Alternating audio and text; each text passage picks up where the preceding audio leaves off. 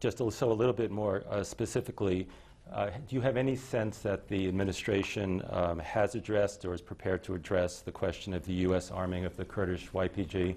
And is that specifically a topic that you're going to express concern about?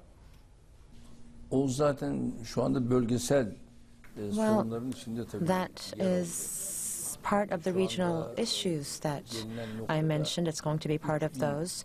At the current status, over 3,000 trucks of heavy weapons, tanks, and many arms are in Iraq and in northern Syria being delivered to PYD and YPG. And the reason for this, or the justification for this, is the struggle against Daesh in Raqqa. That's what's stated. Now, we had a chance to discuss these with Mr. Trump twice before. One was at the G20 summit in Hamburg, and at that time the number of trucks was around 1,250. But from then till now, the number of trucks exceeded 3,000. And what they told us now was, they said they were recording the serial numbers, and once the struggle against Daesh is completed, all these vehicles and arms, all the artillery will be recollected. And of course, we stated to them that we experienced this before in northern Iraq. This was what was told to us back then. But when the war in northern Iraq was over, those weapons were left in Iraq after the U.S. forces left. And the northern Iraqi government currently possess these weapons. So we're afraid that the same situation may exist here again, we said.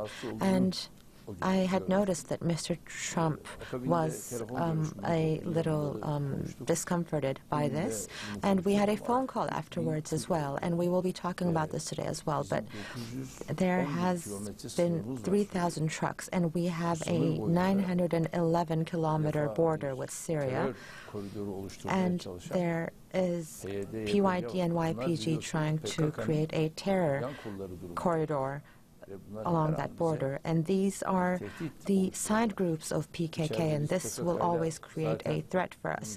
We are constantly experiencing the struggle with PKK internally, but no one can guarantee that this isn't going to happen externally through these forces as well. And another issue is, what are the U.S. plans for the region? That's something we'd like to hear about as well. So we're going to discuss all of these, because we are strategic allies.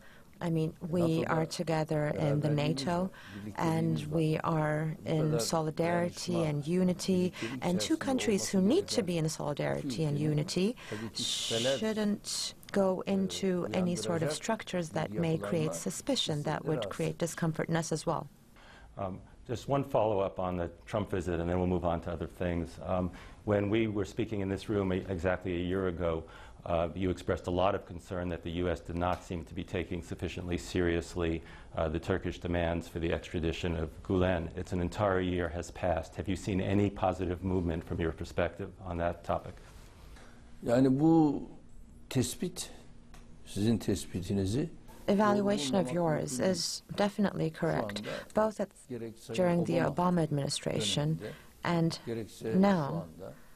As you know, the leader of the FETÖ terror organization has been here since 1999. He has a 400-dekar area, and this is like his administrative basis, and he is running his organization through his headquarters, and he has charter schools here, and through these charter schools he is receiving around $700 to $750 million of revenue every year. And we mentioned this many times. We told them that this man is using serious money laundering techniques through these charter schools. So there is some sensitivity required for this. Now, there have been times when you asked for the extradition of terrorists, and just during my time as the Prime Minister, we gave you 12 terrorists. Some were at the court Hafez and some weren't, but we went through all the necessary procedures and we extradited them. Now, this person is not even at the court phase yet, and we're asking for this guy, and you won't give him to us. And we don't even have the death penalty in our country right now, so you can easily extradite him. And also, he has his companions that came along with him, so we want them back. And we gave 85 boxes of documents during Obama's time. And while taking these steps, again, PKK is also developing their organization here. They're building a network here. And, of course, these are all things we communicated. Now, of course, the United States of America, a country like the USA who claims that they are the cradle of democracy, now when we see them host terrorists, that upsets us. I mean, we are providing documents and proof about this. I am talking about 85 boxes. Look, not 85 books. I'm talking about 85 boxes of documents. And when they have a certain terrorist or a citizen in our country that they would like us to give back, they tell us. Now, this isn't very fair. So I hope that the United States of America, who is our strategic partner, rapidly corrects this mistake and extradites this person who had a coup attempt in our country on the 15th of July, who created the loss of 250 martyrs, who bombed our Grand National Assembly and many other official buildings.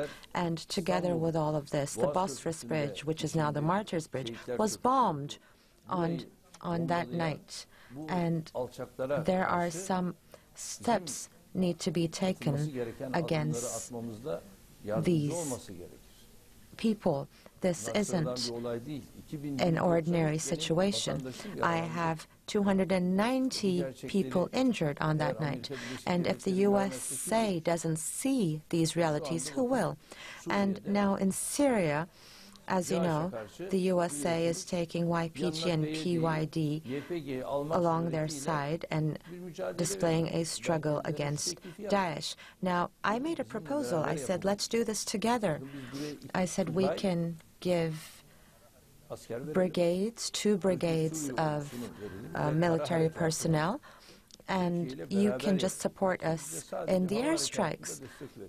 Now, as you know, Jarablus, Rai, in Elbab, in a 2,000-kilometer square area, we neutralized over 3,000 Daesh members, and we didn't receive support from anyone while we were doing this. And now in Raqqa, we can easily deliver the same struggle along your side, but we wouldn't want you to be named along other terror groups while you're trying to rescue the world from a terror group. I mean, to eliminate one terror group, you don't stand by another one. This isn't the correct thing to do. Your Excellency, Kurdish authorities in northern Iraq, they seem resisting the pressure from Turkey, the United States and Iran to postpone the independence vote. What will be Turkey's response and punitive measures against Kurdish authorities? Is it possible that Turkey cuts the flow of oil through Turkey, Kurdish oil through Turkey, or repayment? Yes, exactly. And also repayment of the loan, $1.5 billion loan. What are the measures that you are going to take? And also tomorrow, I believe, there is a meeting between the Cabinet and Supreme Military Council to decide about that. Could you please elaborate what could be the measures? 27'sinde Milli Güvenlik Kurulu toplantımız vardı. On the 27th, we had our Supreme Military Council or National Security Council meeting.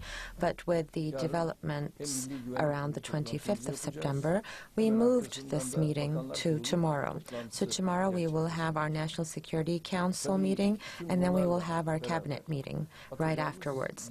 Now, of course, together with all of these, there is another new step that we will take, and this step will not be delayed, and we will be focusing on what the sanctions will be. All of this will be discussed in detail during the National Security Council. It wouldn't be right for me to state this right now. And what will the timing and the roadmap of these sanctions be? All of these will be discussed at the National Security Council and the cabinet meeting, and the statement will then be made by our government after the cabinet meeting. But now there is a new step on our agenda as well. Let me mention that as well.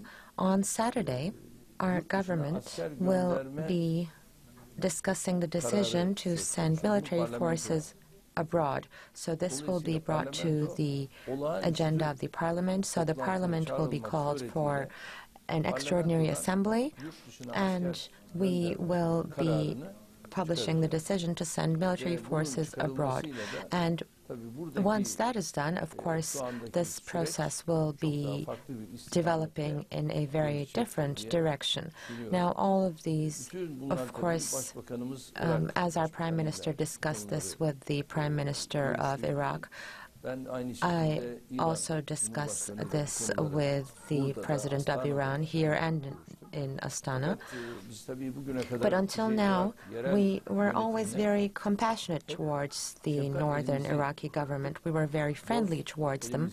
And as you mentioned earlier, when they had problems about loans, we gave them opportunities for loans when they couldn't pay their public officials' salaries, or about the Kirkuk gas pipeline, when they had problems. We always stood by their side. So all of this will be tackled in detail, and once we tackle these issues in detail, we will then take our steps according to the requirements of our roadmap. Has this situation, do you think, made the EU accession possibility even worse? Has it made the prospects worse? And what's your sense of where things stand on the possibility of Turkey becoming part of the EU at this point? Well, membership to the EU was never going good. I mean, it was in 1963 when we had our official application, and it is 2017 now, 54 years. For 54 years, Germany kept us waiting by the door, and it constantly got worse. For example, when I became Prime Minister, so that's 15 years ago, I would attend all the leaders' summits. But when Sarkozy came to power in France and Merkel in Germany, the leaders' summit turned into a place where we couldn't take part in. And we asked for the reasons behind this a couple of times, and they couldn't give us any. And when I took office, the chapters were being opened and closed. And afterwards, we only had one chapter opened and closed, and afterwards we couldn't open and close chapters anymore. The chapters would only be opened, but never closed. And until now, as if I'm correct, out of 14 chapters, we opened and closed only one, and the rest we just opened and never managed to close. And they didn't keep any of the promises they made. For example, the visa liberty. They were going to remove the visa a long time ago. They didn't do it. And about the refugees, until now, we spent over $30 billion in this scope. And on the 1st of July 2016, they said they would pay $3 billion and another $3 billion till the end of the year, so $6 billion, and they would make or transfer this money to our Red Crescent through their national institutions. But until now, we only received 825,000 euros. So the promise is 6 billion euros, but the actual amount transferred is 825,000 euros. And then when you look at the UN, it's about $500 million that we've received from the UN Security Council or High Council. And basically, Turkey, just with its own power, is providing support for all the refugees in this area. And is that it? No. All of the unfortunate areas across the world are being supported by Turkey at this point. Currently, there is the Arakan issue, and at the Bangladesh-Arakan border, all those people going through troubled times are there. I had my wife and my son go there, and my Minister of Foreign Affairs and Minister of Family and Social Policies were there, and we had our findings done on site. And first of all, we sent them some medical aid and some clothing aid, and we will continue on doing that. And I also had interactions with their administration, and I was told that there was an island designated for these people there, so we will be working together with Bangladesh to create shelters for these people, to rescue all these refugees from this unfortunate situation, within solidarity, of course. Together with the Bangladesh Red Crescent and the Turkish Red Crescent, we can take this step. Mr. President, Turkey has agreed with Iran and Russia to implement a de-escalation zone in northern Idlib, which it would involve sending hundreds of troops to that area. Does it mean that Turkey is sending troops inside Idlib, or those troops will be on the border, Turkey-Syria border? And also, does it mean cooperating with Iran and Syria, who both countries are pro-Assad? Does it mean that you have changed your view about Assad remaining in power? Bir defa son kısmı hemen söyleyeyim. Now, first of all, let me respond to the last part first. We believe that Assad remaining in power in Syria is murder, because this guy called Assad is creating state terror. He killed almost 1 million people, and these people are his own citizens, his own people, and all using chemical weapons, killing all these civilians, using heavy conventional weapons, and killing these people is Assad. And I don't believe that keeping such a person in power can be legitimate in a democratic constitutional state. Now, who will come to power after him? Well, this isn't our issue. It's not my issue. It's not issue of Russia. It's not issue of other countries. It is the issue of the Syrian people. I believe that the Syrian people will find the ideal people to run their government. If we believe in democracy, if we believe in a constitutional state, then we should leave this to the people of Syria. And I believe the people of Syria will find a solution to this in the best way. There will be candidates, and once there are certain candidates, the people of Syria will make a decision about who will be more appropriate. Now, of course, after the activities undertaken as Iran, Russia, and Turkey as a triad, there was the Astana process as well. And the de-escalation process and zone that was a decision taken in the previous meeting, actually, and it was going pretty well.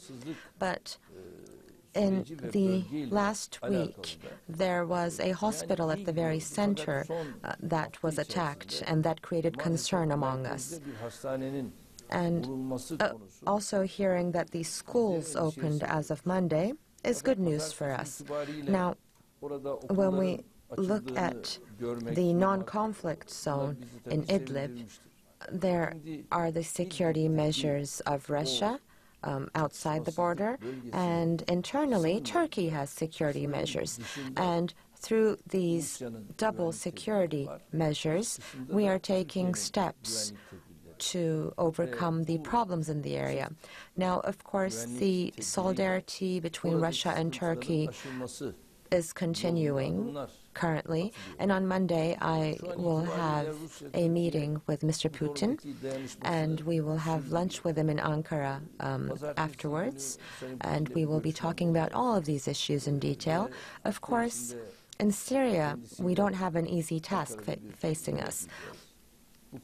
About the steps to be taken and to make sure that the area is purified from terrorists and creating an area that is completely filled with peace. These will be our main issues. And, of course, with the Iran state leader, we came together with him here and in Astana, so we have a very intense schedule these days. And I will be traveling to Iran in October as well, and this will be a high-level Security Council meeting, which was initiated before me. And before that, my military chief of staff will be visiting the area as well. So we will have a very busy schedule with my Chief of General Staff and others as well. So we are taking significant steps to make sure that peace is established in the area within the boundaries of democracy.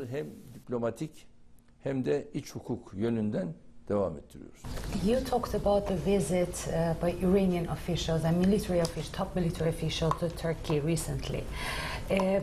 Does it mean Turkey getting closer to Russia and Iran and having cooperations in the region, does it mean that it will have an impact on Turkey's NATO membership? Does it mean that it's weakening? Şimdi bunların hiçbirisi bizim NATO üyeliğimizde Now, none of these create jeopardy in our NATO membership. None of these are steps that could encourage such a situation. Currently, many NATO members are not just living with their relationships within the NATO countries. They have many relationships outside of the NATO as well. They have commercial relationships, they have relationships related to the defense industry, etc. And with us and Iran, Iran is almost like our neighbor. We are almost sharing a border. And Syria and Russia are our neighbors as well. That's our situation. And our commercial relationships with these countries, when you look at it, well, with Russia, we went up to $36 billion at one point in terms of our commercial relationship, and that's a peak. So, of course, we purchase natural gas and oil from them, and that increases our trade volume, of course. But beyond that, when we look into tourism, the #1 destination for Russian tourists has been Turkey. And when we look at our tourism interaction with Germany, Russia has surpassed Germany for us. And the same goes for Iran. With Iran, at a strategic point, first of all, natural gas and oil are goods that we purchase from them. These aren't things that we can leave aside because these are our indispensable needs. And besides that, there are many products that they import from us. And alongside all of this, of course, Our relationship with the NATO countries is also very important at this point. So we're not throwing one away and embracing the other. Currently, within NATO, the country who is fulfilling their responsibilities to the best, or one of those countries, following maybe the States and maybe Germany and some other countries, Turkey would be ranked. I mean, when you look at Afghanistan, all of the countries have withdrawn, but Turkey exists in Afghanistan most significantly after the U.S., and the protection of the Kabul airport is on the shoulders of the Turkish military. So the issue is, as NATO countries, have we been able to understand each other? Have we, or are we truly respectful towards each other? For example, as Turkey, am I able to purchase the weapons I need from NATO countries? Now, if I can't purchase the weapons I need with my money from NATO countries, well, then I'm sorry. To acquire these weapons that I need, I have to go to non-NATO countries because the security of my country is essential. I have to do this. And as I mentioned earlier, there are so many terrorist groups around us, and we are under a threat. That's why I need to be very sensitive about this. Look, for years, for 15 years, we have been in power. For example, when we asked for drones, we couldn't get any from our friends. We were going to purchase it with our money. They didn't give us any. Other than that, we asked for many other weapons or arms. They didn't give them to us. But now, to the terrorist groups, they're giving them free of charge. Now, how can we explain all this? That's where the problem is.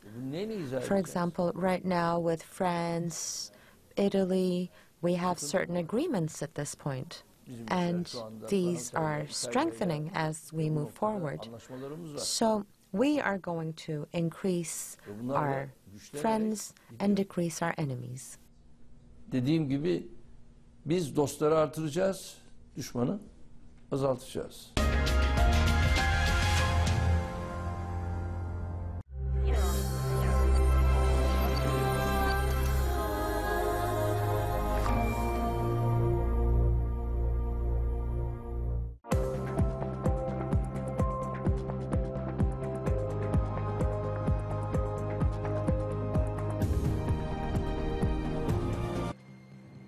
Turkish President Recep Tayyip Erdogan says Turkey will deploy troops in northern Syria as part of an agreement with Russia. Hello and welcome to TRT World, live from Istanbul. I'm Ayça Dodu, also ahead on the program. US President Donald Trump announces a new set of sanctions targeting individuals and companies trading with North Korea. The search continues for people trapped beneath the rubble after Tuesday's devastating earthquake in Mexico. No power in Puerto Rico. Hurricane Maria cuts the island's electricity supply.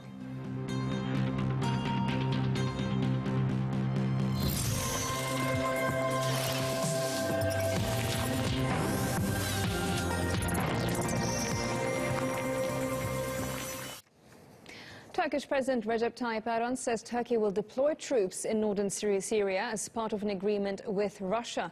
They'll be deployed to the Idlib region as part of a de-escalation deal. The news comes as Russia's President Vladimir Putin announced he would be visiting Turkey next week. The de-escalation zone agreement was a promising idea, under which Russians are maintaining security outside Idlib and Turkey will maintain the security inside the Idlib region. The task is not easy. With Putin, we will discuss additional steps needed to be taken in order to eradicate terrorism once and for all, to restore peace. $1